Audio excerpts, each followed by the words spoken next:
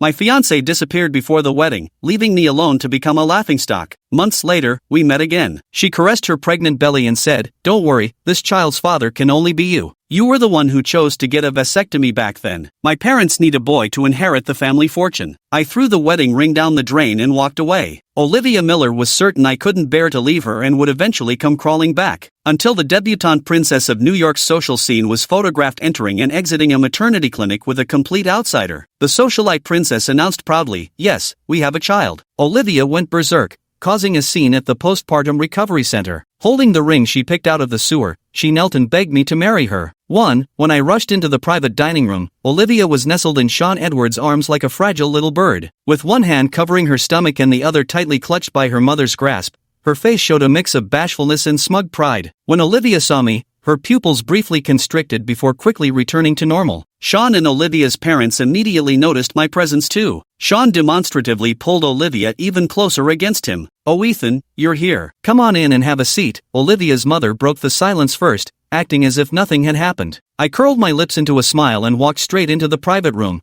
my gaze settling on Olivia's slightly protruding belly. "Quite the lively gathering. Is this a rehearsal for how the five of you will enjoy family bliss together?" My fiancée, the woman I pursued throughout my youth, disappeared for several months only to return pregnant with another man's child. Then she and that man had the audacity to invite me to dinner together, with her parents present no less. What a thrilling experience. Upon hearing this, Olivia frowned deeply, as if I'd said something utterly blasphemous, as if I were the one who had done wrong. Olivia's mother, however, remained perfectly composed. "Ethan, since you already know everything, Auntie won't hide it from you any longer." She lifted her teacup and took a delicate sip. "For families like ours, the most important thing is having an heir. I know you and Olivia already have an engagement." She paused, "But since you can't produce a son, Auntie can't very well let you into the family." Olivia sat nearby without saying a word, tacitly acknowledging her mother's stance. After a while, she finally spoke up, "Don't worry, publicly speaking, you'll be the father of this child. After all these years She knew well how long I'd loved her. Olivia and I were the school's acknowledged beauty queen and Prince Charming, except she was the family's little princess while I was just a poor boy. To be worthy of her, I worked day and night, barely laying a decent foundation before daring to propose and offer her a future. She disliked using condoms, saying they weren't comfortable, and I didn't dare ask her to take birth control pills for fear of harming her body. So after our first night together, I thought about it for a week and ultimately decided to get a vasectomy. When she found out, her heart ached terribly and she wouldn't let me go. I comforted her, saying we could always reverse it later, it didn't matter. Once we got married, whenever she wanted children, the procedure could be done anytime. That day, she swore to the heavens, declaring she would never betray me in this lifetime. But when everything was finally going well for us and we were about to get married, she disappeared. I turned all of New York upside down looking for her, and just when I was about to lose my mind, she reappeared pregnant with another man's child, telling me I would be that child's father. 2. The expressions on the faces of the mother and daughter seemed as if they were bestowing some grand favor upon me. Meanwhile, Sean, whose usual gentle demeanor flickered with resentment and jealousy, quickly regained his composed appearance and began bantering with Olivia. As for me, I didn't accept the favor from the Miller women. Instead, I coldly replied, "No need." With that, I took off my engagement ring. The ring fell to the ground, producing a brief metallic clink that sounded unusually clear in the cavernous private room. Olivia gave me an incredulous look. "Ethan Hayes, you're insane. This is the ring my mother left for you." Her mother's stern expression finally darkened as well. She set down her teacup with displeasure. "Ethan Hayes, is this how the Hayes family raised you?" I met her accusatory gaze head-on. "Auntie, how the Hayes family raised me is no longer any concern of yours. Rather, it's the Miller's family values that." "Ethan Hayes, how dare you speak to my mother like that?" Before I could finish, Olivia slammed the table and pointed at me, her face flushed with fury. "If you don't want this ring, plenty of others do. Don't you dare regret this. Even if you come crawling back begging, I'll never forgive you." Fuming, Olivia picked up the ring from the floor and without hesitation slipped it onto Sean's finger. Overwhelmed, Sean held Olivia's hand as tears welled up in the corners of his eyes. I watched the farce unfolding before me, yet felt an unexpected calm in my heart. What was once love seemed to have long eroded away through layers of accumulated disappointment. Without crying or making a scene, I simply turned and walked out of the private room. 3. After leaving the hotel, I drove straight to a place I hadn't visited in ages, the racetrack. When I was young, my dream was to become a racing driver. Yet I was constantly reminded that this was a waste of life. Later, when my family business failed, I lost everything overnight. It was Olivia who called the police and saved me from my suicidal thoughts. I fell hopelessly in love with her. As the only child of her parents, her father demanded that I prioritize their family's interests above all else. For a man, this was indeed humiliating. But I loved her, so I agreed almost without thinking. At that time, I truly believed love could conquer all. Her father also began to train me, and given my previous foundation, I progressed rapidly. I still remember Olivia's words, "Racing is too dangerous. Now you have me and family responsibilities. I won't let you practice, it's for your own good." At that time, my heart was as sweet as honey. I regarded her words as sacred edicts in both my heart and eyes. I never touched racing again. I also never developed any other hobbies except loving her. But what do I care about that now? I walked up to the front desk and booked the fastest racing car available. The receptionist was a bald middle-aged man who sized me up. "Kid, do you even know how to drive this thing?" I didn't bother with words, just slapped a black card into his hand. In the garage, a red liveried F4 racer came into view, gleaming under the lights. I caressed the steering wheel, feeling a long-lost excitement. "Long time no see, old friend." Immediately, I stepped on the accelerator, and the racing car shot out of the garage. I had no time to pay attention to the exclamations by the track. All my focus was on the racecourse. Suddenly, another racing car raced past from the side, almost brushing against me. It was a silver F4, no less swift than mine. My heart tensed with excitement as I swiftly adjusted my course and began racing against the opponent. The silver racing car clung tightly to my tail, the air seemingly torn apart by our speed. On the final lap, we were practically neck and neck as we sprinted toward the finish line. The air was thick with the scent of fuel, an exhilarating rush I hadn't felt in a long time. I took off my helmet and glanced at the silver race car beside me. The person in the driver's seat also removed their helmet. It was her. Chloe Vance raised an eyebrow at me with a faint smirk. "What's this? Not trailing after Olivia today like her loyal little dog? Found something more exciting?" Just hearing the name Olivia triggers my PTSD now. Don't even mention her in front of me. Chloe paused for a moment before saying, "You finally found out? What do you mean?" I looked at her in bewilderment as she instinctively covered her mouth,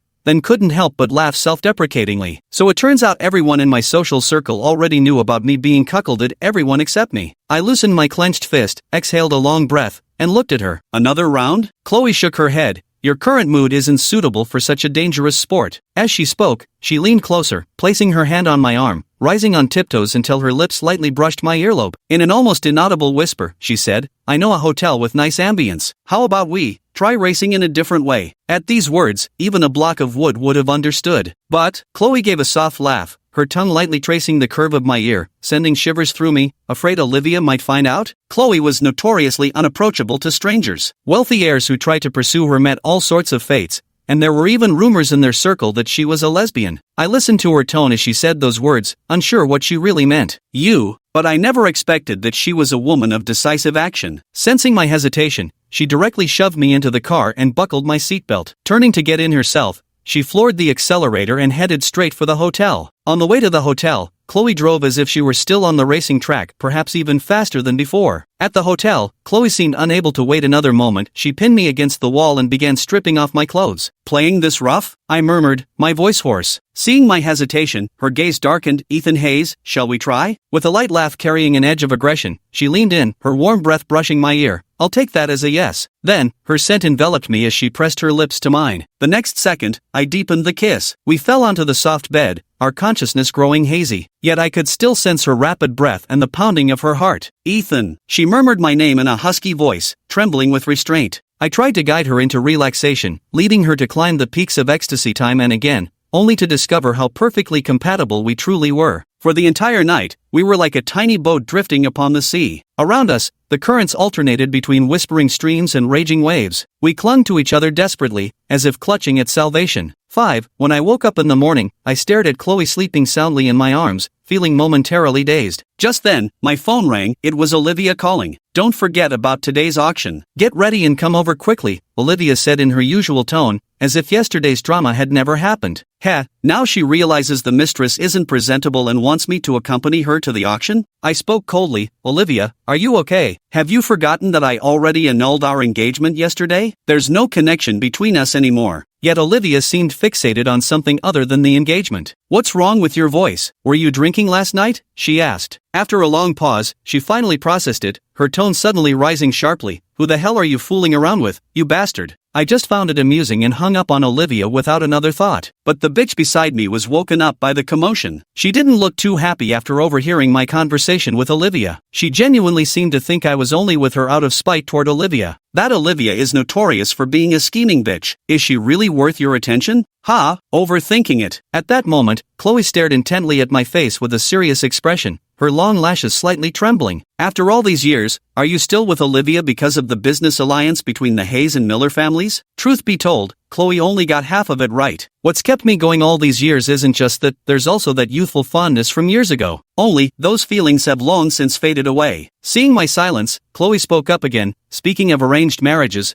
what do you think of the Vance family? The Vance family? Chloe's question was somewhat rhetorical. That nickname of hers, Manhattan's socialite princess, spoke volumes about the Vance family's influence in New York. Before I could even think of a response, Chloe was pulling me out of bed. Where to? Chloe smiled faintly. Auction. 6. Outside the auction house, Sean was holding Olivia's arm, sticking close to her side. Perhaps it was his first time attending such an event, as he seemed unusually tense and restrained. I overheard Olivia's assistant Mandy ask, Olivia, did Ethan really call off your engagement? At those words, Olivia's face instantly darkened. Beside her, Sean caught the name Ethan and gave an almost imperceptible eye roll, visibly displeased. Mandy immediately sensed the subtle shift in the atmosphere and hastily added, how could that be possible? Everyone knows how utterly devoted Ethan has been to you all these years. A Columbia University graduate willingly playing the role of your lapdog, who else would do that? That's just a little trick to play hard to get and catch your attention. Besides, given the Hayes family's current situation, they couldn't possibly stay afloat without the Millers' support. Even if Ethan had any ideas,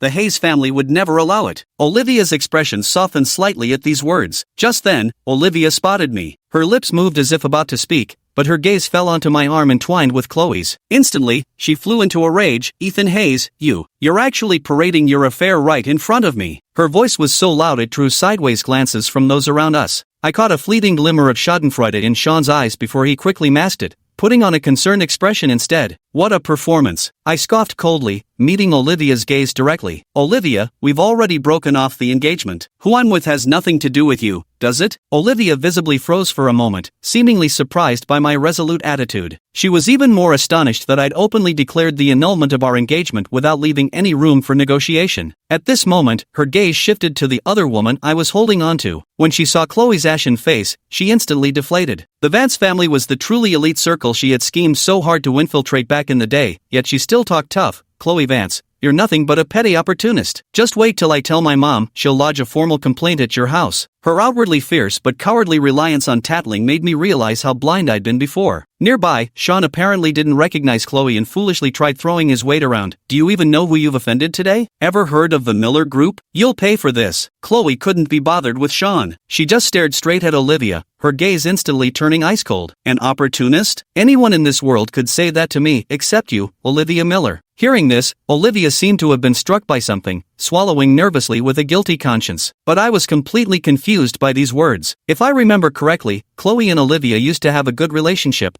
but for some unknown reason they later had a falling out. I took the opportunity to ask, Chloe, what do you mean by that? 7. Just then, the auction began, and we had no choice but to enter the venue first. Fate plays its tricks. Chloe, Olivia, Sean, and I were assigned adjacent seats in the front row. Separated by just one seat's distance, I could sense their hostile gazes. I stared straight ahead as if they didn't exist. This auction was quite high profile, with various treasures and antiques making appearances one after another, driving prices skyward. None of this interested me. I merely listened half-heartedly to the auctioneer's commentary. Until the very end of the auction, a rare Art Deco-style diamond ring was displayed by the auctioneer. The dazzling diamond, crafted by a master jeweler, captivated every eye in the room. Starting bid, $5 million, the auctioneer announced loudly. I noticed Sean's eyes instantly lighting up as he gripped Olivia's arm tightly. Olivia, I love this ring so much. If I could marry you wearing this, I can't even imagine how spectacular our wedding would be. It seems the baby in Olivia's belly has given him leverage and swollen his appetite. Olivia, accustomed to being placed on a pedestal by me, clearly fell for his trick and immediately raised the bid, $5.5 million. I sneered inwardly. Olivia certainly wasn't sparing any expense for her new flame. From what I recalled, she'd never gifted me anything worth over 10,000. All these years, it's actually been me working multiple jobs and pouring money into it. Just as I was lost in thought, Chloe suddenly raised her placard, 6 million. I was somewhat surprised. I'd never heard that the famous princess of New York's social scene had a taste for antique jewelry. I turned to look at Chloe, only to find her expression detached, as if she'd merely lifted her hand on a whim. Olivia's face immediately darkened as she shot Chloe a glare and raised her paddle again. 7 million. 8 million. Chloe matched the bid without hesitation. The price kept climbing, soon surpassing the 10 million mark. I noticed beads of sweat forming on Olivia's forehead. She was clearly reaching her limit. 15 million. Chloe's voice remained calm. Olivia finally gave up, lowering her hand unwillingly with an ashen face that suggested complete humiliation. Sean's complexion had also turned beet red at this point. Yet just then, Chloe delivered the final blow, waving the ring box at them with an irritatingly smug expression as she said, "Thanks for letting me win." Hearing this, Olivia's face flushed scarlet before paling rapidly, cycling through colors like a painter's palette, while Sean gnawed so hard on his lip it nearly drew blood. Then Chloe casually stuffed that ring box into her pants pocket, looking a little smug yet also a bit pleased. I was somewhat puzzled about what was going through her mind. After the auction ended, we didn't linger and left straight away. We'd barely stepped out of the auction house when Olivia stopped us. "What now?" I asked, visibly annoyed. "Ethan, you never used to be this impatient with me." Olivia actually had the nerve to sound hurt. "Speak plainly if you've got something to say." I wasn't in the mood for reminiscing with her. "Ethan, last time you threw away our engagement ring." "Actually, I was bidding on that ring today for you, never expecting someone with ill intentions would snatch it away." Olivia wore an expression of utter sincerity. Anyone unaware might genuinely mistake her for some devoted heroine of a love story. Sean's face turned even uglier the moment he heard those words, as if he'd swallowed a fly. He wanted to explode yet didn't dare, could only clench his fists tightly. If Olivia weren't here, he'd probably challenge me to a fight right now. "Olivia, you've been making up stories about me time and again. Do you have no regard for me at all?" Chloe suddenly spoke up, her tone laced with warning. Olivia immediately wilted like frostbitten eggplant, losing all her vigor and falling silent. Chloe paid her no further mind, taking my hand and leading me away without hesitation. Her grip on my hand was firm, as if staking a claim. Then we actually drove all the way to the airport. I couldn't help asking her, "Where are we going?" To fulfill every dream, Chloe surprisingly took me to Britain. Here were more advanced racing training grounds and facilities. That day, Chloe was accompanying me for training as usual. Just as I was about to dash through a curve, suddenly, an out-of-control racing car came speeding from the side, veering towards my direction. My heart leaped, but there was no time to react. "Ethan!" Chloe's voice exploded from nearby. With unbelievable speed, she slammed the accelerator, sending her car swerving sideways to block the path between me and the out-of-control racer. In an instant, a tremendous crash erupted, sending sparks flying everywhere. My car also veered off the track due to the tremendous impact and crashed into the guardrail. Amid the chaos, my car finally came to a stop, and my ragged breaths made me realize I was still alive. I quickly unbuckled my seatbelt and staggered toward Chloe's car. Her front end was badly mangled. Chloe leaned against the seat, her face pale with blood seeping from her forehead. Seeing her like this, tears welled up in my eyes uncontrollably. "Chloe, how are you?" I shouted with a trembling voice, fumbling desperately to open the car door. Chloe raised her head with difficulty, and seeing that I was unharmed, the corners of her mouth curled into a weak smile. She slowly extended her hand, handing me a ring box. "The ring, don't lose it." My heart tightened instantly. Even in this life and death moment, Chloe was still tightly clutching that ring box. I opened the box, and tears finally fell freely when I saw the diamond ring inside. With great effort,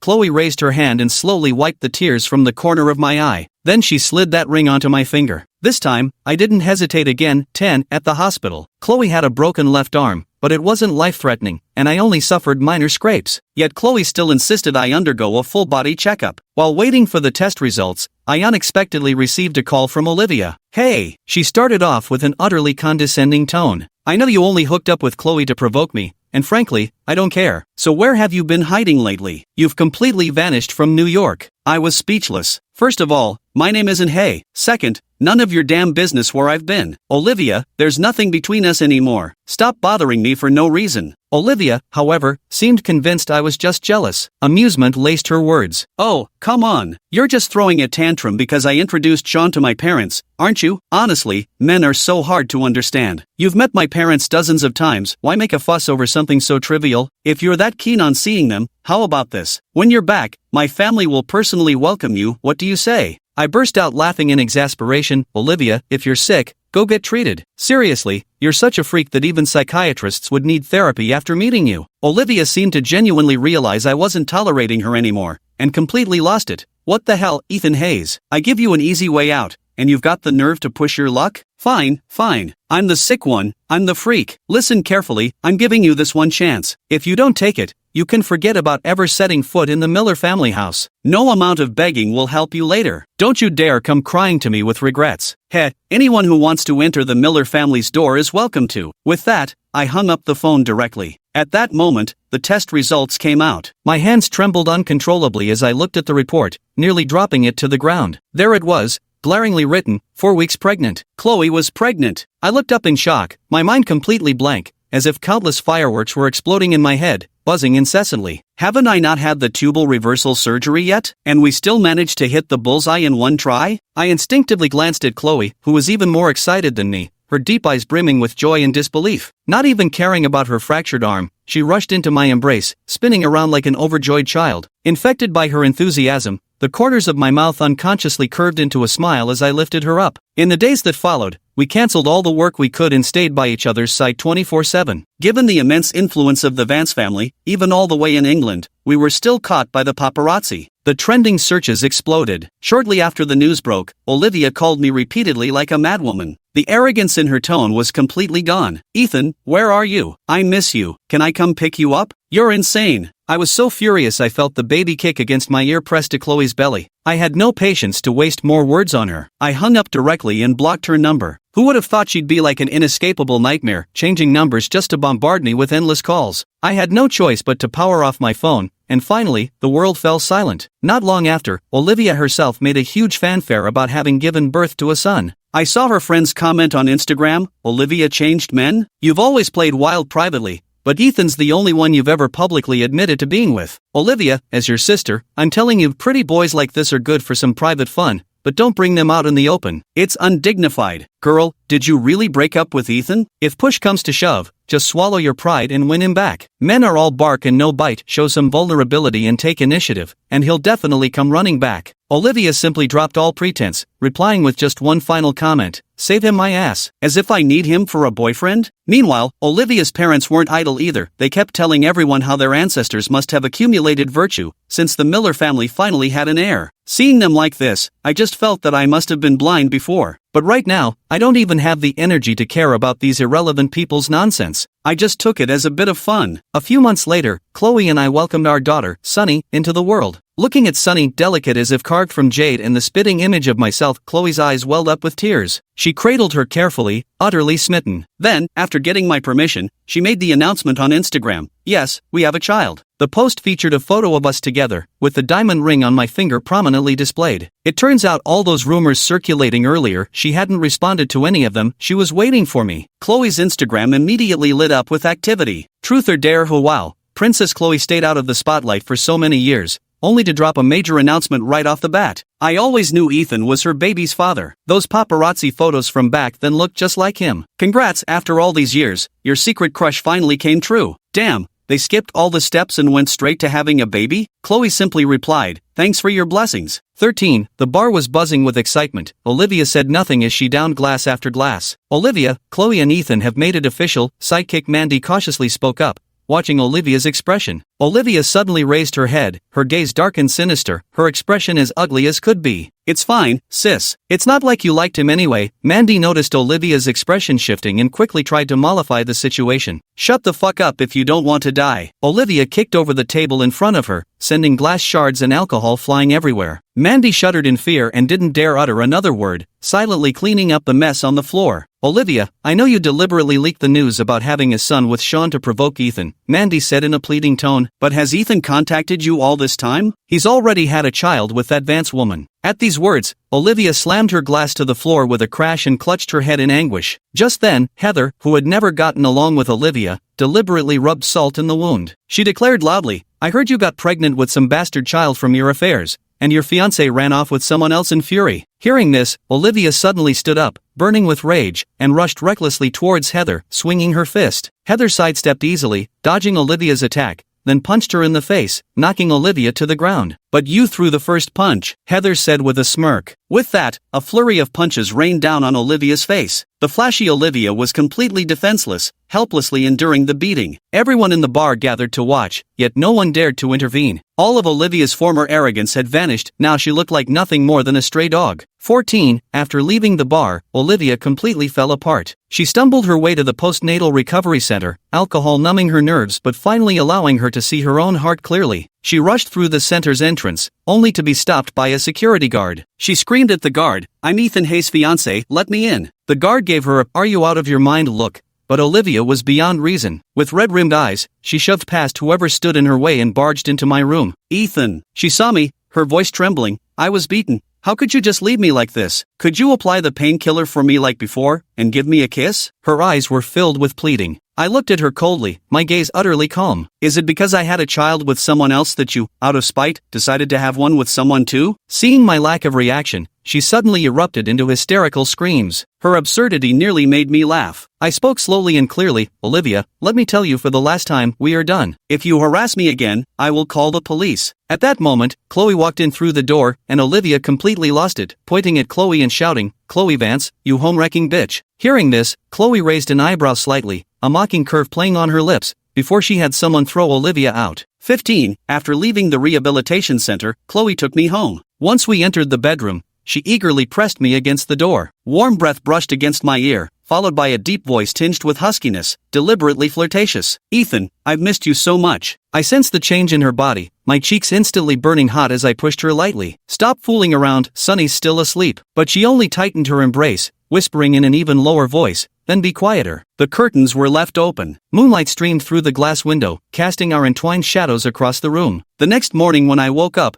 Chloe wasn't in the room. I got up and suddenly saw the handwriting on her bedroom desk, feeling an intense sense of déjà vu. I finally remembered that love letter the police handed me the year I attempted suicide. That beautifully penned letter, with its delicate phrasing and barely concealed affection, filled with subtle details of secret admiration, pleading for my life, it was actually written by Chloe to me. But if I remember correctly, Olivia was the one who delivered that love letter to me back then. Recalling how close Olivia and Chloe were at that time, and how they later became bitter enemies, it finally dawned on me. Turns out Olivia had impersonated Chloe as the author of that love letter addressed to me. The youthful affection I cherished had been misplaced all along. At that moment, a series of rapid knocks shattered my train of thought. I walked over and peered through the peephole. It was Olivia, sticking to me like a shadow, relentless as chewing gum. After a moment's hesitation, I opened the door. "Ethan, I've figured it out. At worst, we can each bring our own children and live together, forming a modern family," Olivia pleaded eagerly, a hint of desperation in her voice. Her words struck me as utterly absurd. "Olivia,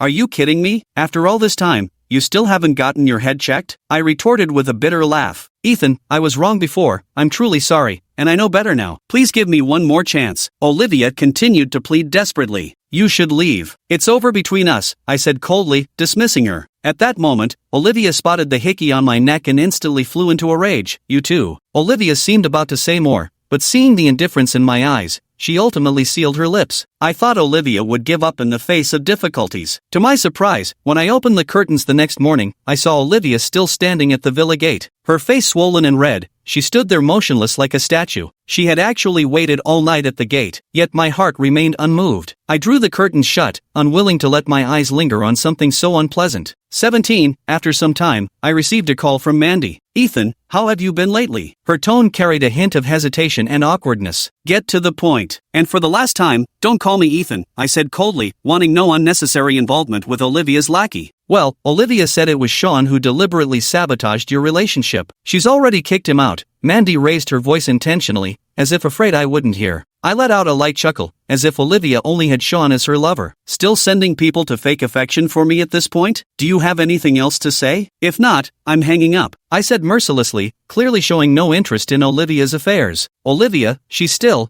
in custody." Mandy's voice suddenly grew quieter. "Oh, now that's interesting. She wanted to break up with Sean, saying the child wasn't his. Sean refused to leave and insisted on dividing the Miller family's assets." Mandy paused, seemingly gathering her thoughts, "So Olivia took him for a paternity test, and the child really wasn't his. Sean flew into a rage and fought with Olivia. You were the one who suggested Olivia learn taekwondo back then. Sean was nearly beaten to death and had no choice but to call the police. Olivia was taken away. Back in the day, a group of lawless elements appeared at the school. Worried about Olivia's safety, I trained her in taekwondo for a year. We never ended up using it against troublemakers, but she ended up using it on her lover instead. Such is the irony of fate. Whose child is that? Suddenly, my gossipy instincts flared up. I dunno, it's Olivia's anyway. Hearing this, I almost burst out laughing. Playing games to this extent, he doesn't even know whose child it is, and here I was, foolishly thinking his feelings were genuine. Hanging up the phone, I couldn't help but feel a surge of joy. I truly let it go. However, this joyful mood didn't last for more than a few days, because a few days later, Olivia showed up at my doorstep with a haggard face. Ethan, I know I was wrong. Please, don't abandon me. Her eyes were red-rimmed, her face as pale as paper. I glared at her impatiently. The once proud little peacock now looked as wretched as a stray dog. But what does any of that have to do with me? I simply ignored her as if she were air and closed the door. 18, Chloe and I had the wedding of the century. The pure white roses covered the entire manor, as all our friends and family gathered to witness the happiest day of our lives. She walked towards me at the end of the red carpet, dressed in a pure white wedding gown. The sunlight filtered through the trees, casting a golden halo around her as if an angel had descended. At that moment, there was only her in my eyes, and me in hers. Chloe, will you marry me? For better, for worse, for richer, for poorer, in sickness and in health, will you love and cherish me until death do us part? My voice was low, carrying a barely perceptible tremor. I do, she replied without hesitation. We exchanged rings and recited our vows. Amid thunderous applause and a shower of confetti, my married life began, simple, free, and blissful. But I know I can't forever hide in someone else's spotlight. I have dreams of my own. Sean demonstratively pulled Olivia even closer against him. Both financially and emotionally, Chloe gave me unconditional support. I began rigorous daily training, with Chloe always quietly supporting me. She personally attended every single one of my competitions, celebrate with me in my triumphs, and tell me not to lose heart in my defeats. At the same time, another unwelcome figure would always appear at every race of mine, someone I didn't even want to acknowledge. Finally, I became the first Asian F4 racing champion in the world. As I stood on the podium, trophy in hand, the image that flashed through my mind was Chloe's smiling face. I know, this is only the beginning. My goal is the stars and the sea. My story has only just begun. The end.